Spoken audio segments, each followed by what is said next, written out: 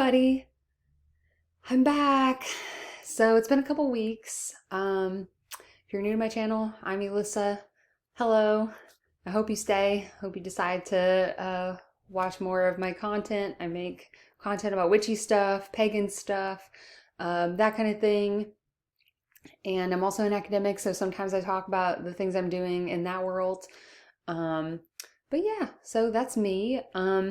A little bit of news. I started a research stint at the Winterthur Museum. So I'm there looking at girls' needlework samplers. I don't know if anybody's ever seen these, but I love them. That's like one of the main things I'm into in an academic sense. So yeah, a lot of the stitches are really, really tiny. So I've been just like bending over and looking at these tiny stitches, but they're kind of amazing. Um, just thinking about like the effort and the time and um, that it took to do those, and the way in which the thing that always gets me and is interesting to me is that while girls are doing this, they could probably be thinking about all kinds of other things, which is something I feel like we know about like writers like Emily Dickinson or Emily Bronte, that they did all these other like housework type things and were also thinking about, their writing and their imaginative lives while they were doing all of that stuff. So I think that's one of the things I love about samplers. There's a lot that I love about them. But yeah, basically just an update. I'm there. I'm going to be there for a couple months. And that's going to be pretty crazy. So I guess 2 months to start. So all of March, all of April, and maybe more than that, maybe also May and June. It's pretty cool that I'm getting a stipend to be doing this. It's like kind of a dream come true, and the environment is very witchy. So you might have seen me post some stuff on Instagram about the witchy trees there. There's also like rocks everywhere, and I have this like invisible like rock friend who I think exists. I don't know, could be a fairy, I'm not sure, but they take whoever they are, they take a bunch of rocks and line them up on a bridge that I pass every day. And I often will like pick one and take it with me as sort of like talisman palm stone thing. So I'll show some of those at some point. I have quite a few of them. I didn't bring a lot of them home with me because I'm home in Long Island for the weekend.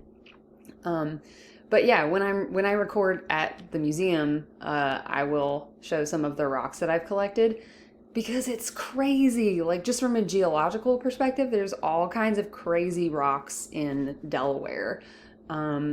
There are rocks that include like granite, and I like pink granite, and those look really cool. I love pink granite. Let's see. There's like some really neat black and green rocks, and I don't know what kind of rocks those are. There's a lot of stuff that includes quartz, which is really pretty. And I feel like pagans love quartz. I found a really badass smoky quartz that I use to remove the negativity from a space. I guess you sort of ritually cleanse a space before I, used it as an altar in the house that they have me staying at the Winterthur. I'll also show that at some point. But yeah, cool rocks. Apparently magically useful rocks. It really kind of makes me wonder why I would ever buy things from a store again, like crystals from a store, when I have so many things that are just like, free from Mother Nature. And that's kind of amazing. I'm obviously not going to take like a zillion of them. I'm going to like be respectful of the supply, but yeah, there's so many rocks that you like literally couldn't take too many probably, unless you were like systematically harvesting them, which I'm not planning on doing. But, anyway, really cool rocks. So that's like a life update. Another life update is that I obviously dyed my hair. The hairstylist that I went to, he had a lot of ideas about it, which I'm glad of. I always just sort of let them run with it because they are the creative geniuses in the situation, and I believe that they know what they're doing. I dyed it for kind of a serious/silly reason. The serious part is that I was gonna be having an interview, which I did have, and it went well. I'll talk more about that in a second, but yeah, I dyed it for the interview in part because I wanted to feel confident and I wanted to look, like my natural self. I didn't want to, perhaps trick anyone into thinking I normally look normal, because I don't. This is what I call my natural color. Or usually my natural color in the past has been pink and purple and blue. But this time, and this is the silly part is that I dyed my hair blue. I went blue because I wanted to wear a red dress for the interview, which didn't even happen. So I ordered a red vintage 50s dress it's not actually from the 50s, I don't think. I think it's a reproduction, but it's a reproduction of a dress from the 50s. From a company called Hell Bunny, which I think is in the UK. They ship really fast, which was amazing. I didn't get it in time for the interview, but I did get it the day of the interview, right after it, and I ordered it like 3 days before that. So that was kind of amazingly fast. Anyway, I ordered this dress from them. It's red and it has black cherries. I'll also show that at some point. But again, I didn't think like getting dressed up in like a 50s dress necessarily made sense, but maybe I will later. I don't know. But yeah, I looked at the color wheel and I was like looking at like posts about hair and the color wheel and what, usually thinking about how to match your clothes to your already in existence hair. But I decided to instead go the opposite way, dye my hair to match the dress I wanted to be wearing, which didn't end up, happening anyway. But I still actually really like the job that my hairstylist did. So he did like a dark root, and then he did some turquoise. You can probably see there's like a lighter color in there. Really, you can see that best in the front, I think. And then there's also obviously a much darker blue in there.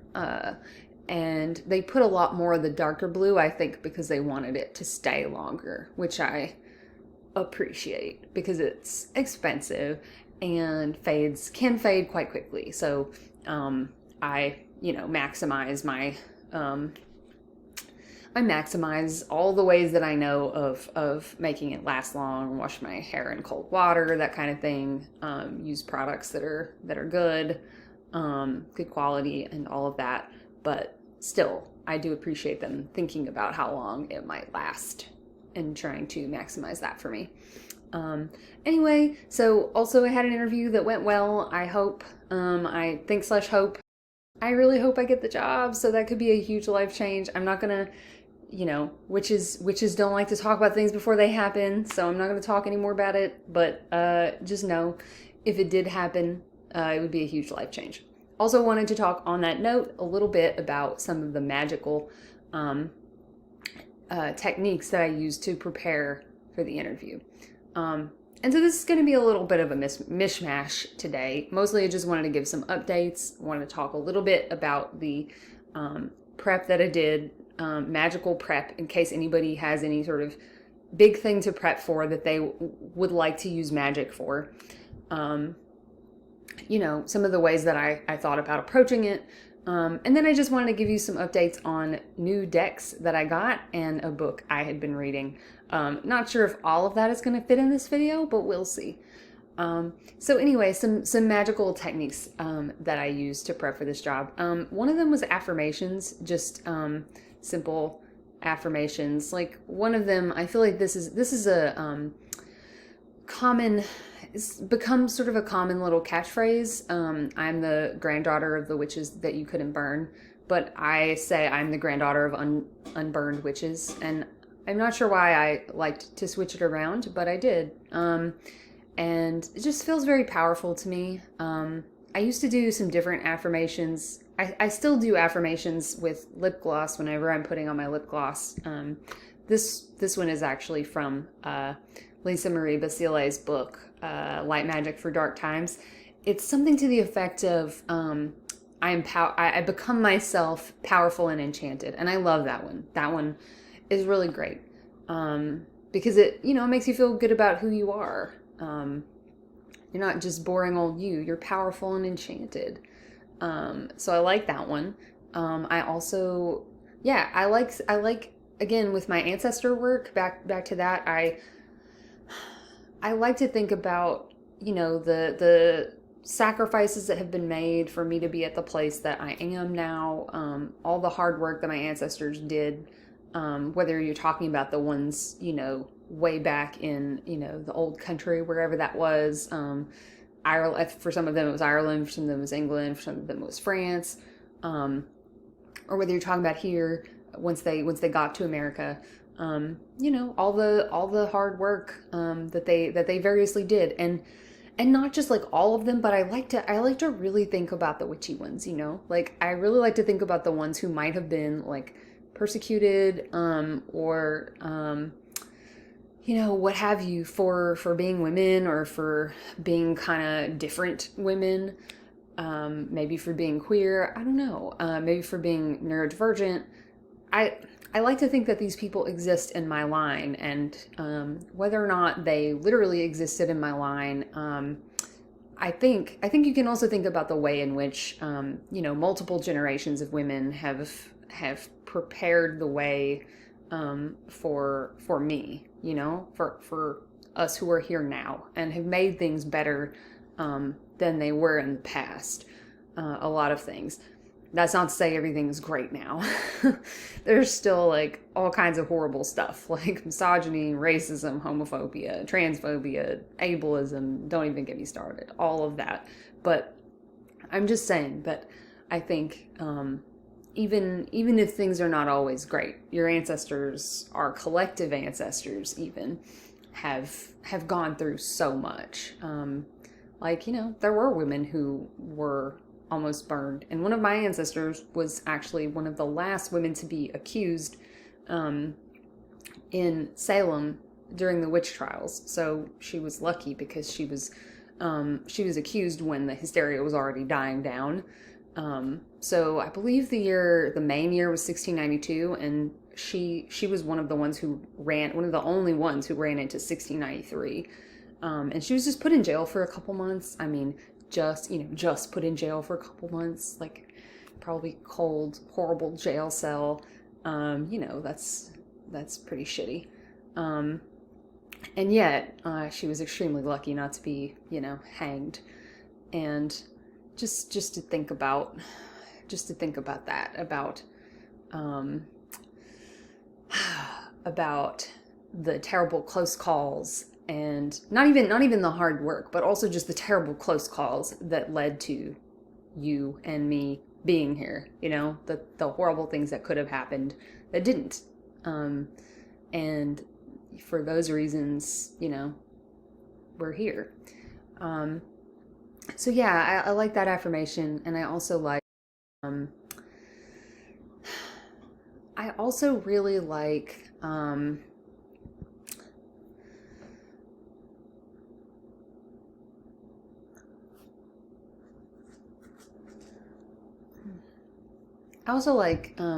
another ancestor thing that I've been doing is praying to my ancestors. So I've been praying to them, every day. I've been trying to do this, like Mallory Vaudois said in the book, like every day, saying the basic prayer, let me be present and let me be grateful for being alive. And yeah, I've just been, that the sense of gratefulness has been really, really deepening as I've been doing this. And I've been also remembering more names, which is interesting. Like, I'm very surprised that I've been remembering more names. For one, I've been remembering names of people close to me who've died. Older aunts and uncles, that kind of thing. And also I've been remembering names that I did during my time where I was really heavy into ancestry research. I've been remembering those names too. And yeah, it's interesting to have the names just sort of coming up. Sometimes I have names, like alternate names for the same people, that will just pop into my head. I don't know if that's some sort of psychic faculty, but I just go with it. I feel like they're telling me to call them something else. Sometimes it's a name I already knew they were called at one point. Like I think it's my great grandma. Her name was Cornelia Powell, and she went by Granny Buck in amongst her grandkids, my parents' generation, and because her husband's last name was Buckhalter,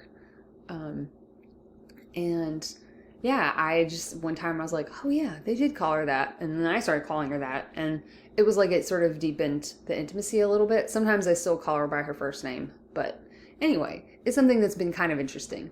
Um, and yeah, I think the gratefulness is really, really deepening for me. Um, I just, as I was approaching the interview, I felt not only like, not only like, I don't know, in the past, I've had a lot of stage fright. So I used to act and I compare it to that. So I still have basically the same sense of stage fright when I'm about to do something important. And I also have this sort of impending sense of dread. And I know a lot of people probably have this, especially if it's like a really high stakes event. And so yeah, I have all these things. It's not like I don't have those.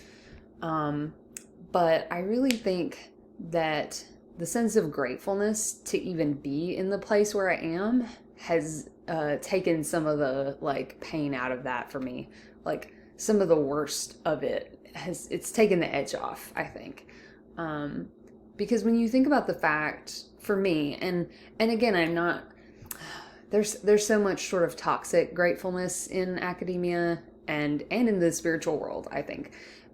So I'm not in any way saying that people should always be grateful for whatever they get, or, you know, that if you have a job, you should be grateful no matter what, or anything like that. I'm just saying that when you're facing something that could be scary or intense, that one of the things that really takes the edge off of that is, well, two things. One is thinking about how many harder things the people before me have gone through, just to get me here, you know. Not to punish myself or make myself feel bad or anything like that, but just to think, you know, they've gone through worse, and thinking like, and that makes me grateful in itself. It makes me grateful. And then also, I was going to say just the gratefulness, like, just recognizing that there's so many factors that don't have anything to do with me that have wound me up where I am, you know, privilege, luck, just dumb luck sometimes. And also, you know, great teachers who have helped me along the way. Great, like, relatives and friends who believed in me, and just being, you know, understanding that, being like humility, I think, like not only gratefulness, but also, humility, and knowing that, like, whether I succeed is not all on me anymore. You know, like, I have been honed to this point by other people. And yeah, I mean, I just think knowing that it's not all about me. It's about the people who've come before me, and it's about the people who've shaped me, and it's about what I hope to do in the future, you know. That really helped me. That has really helped decenter me. And yeah, I think also thinking about a familial perspective, and thinking about these generations of people who, you know, a lot of them were farmers, like a lot of them were pretty poor. Not all of them. I did have some pretty rich ancestors, but some of them were really poor, particularly on my mom's side. And just thinking about that, you know, hard work that has been done to get me to this place.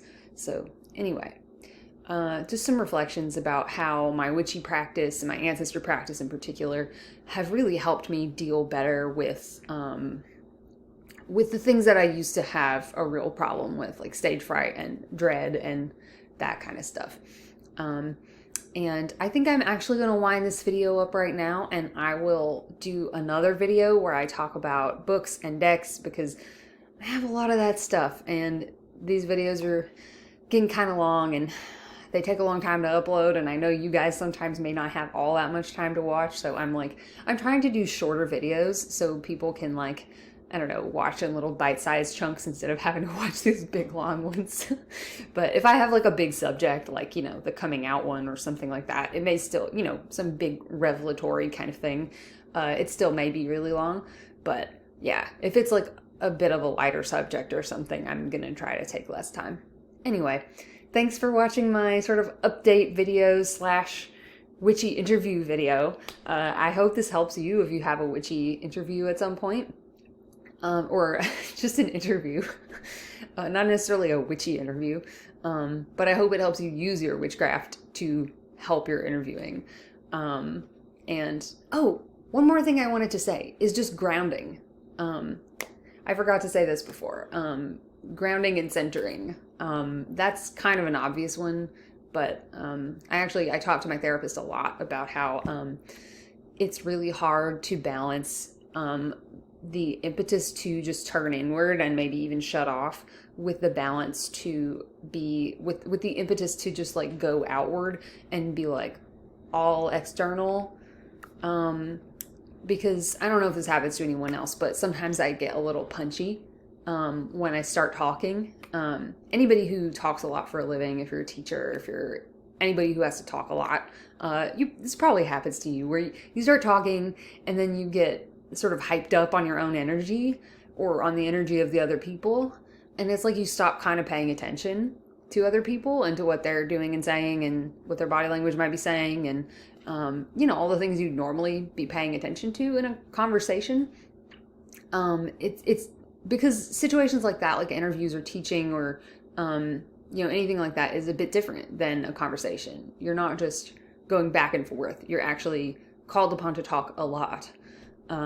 So anyway, I was trying to balance that internal urge and the external urge by thinking of, this is a meditation that I think I got from a Starhawk book, The Earth Path, where she talks about thinking about yourself as connected to the earth and the sky, and thinking about grounding into your, you know, through your feet, imagining roots going down into the earth from your feet, and so the energy all going down, and, you know, any external energy sort of staying down there.